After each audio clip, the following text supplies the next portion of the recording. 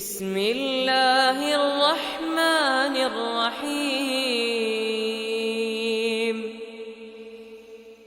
وهل أتيك حديث موسى إذ رأى نارا فقال لأهلهم كثوا إني آنست نارا لعلي آتيكم منها بقبس أو أجد على النار هدى.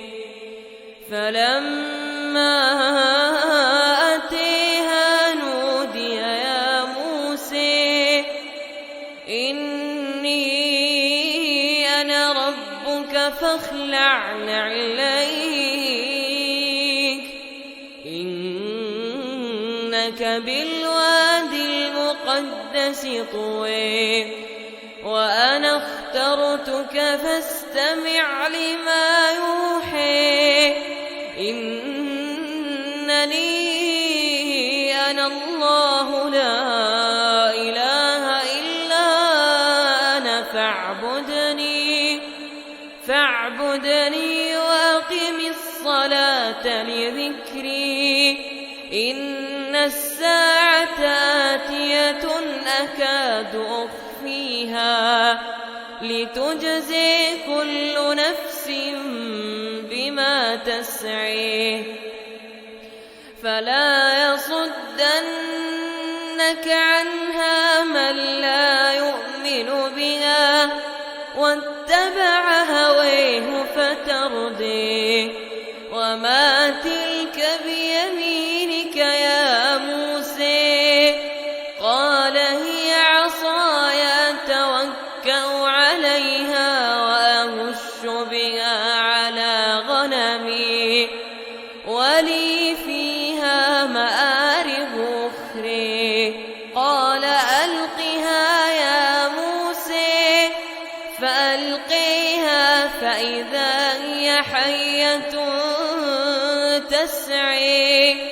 قال خذها ولا تخف سنعيدها سيرتها الأولى واضمم يدك إلى جناحك تخرج بيضاء من غير سوء آية أخرى لنريك من آياتنا الكبر.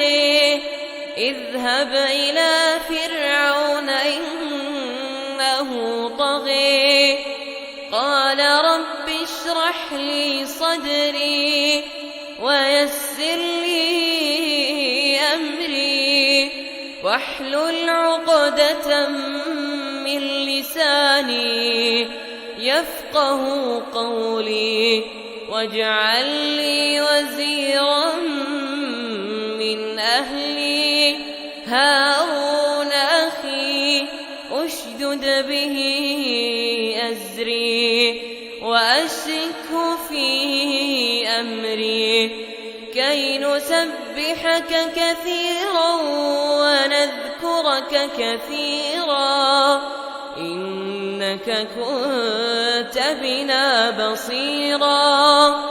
قال قد أوتيت سؤلك يا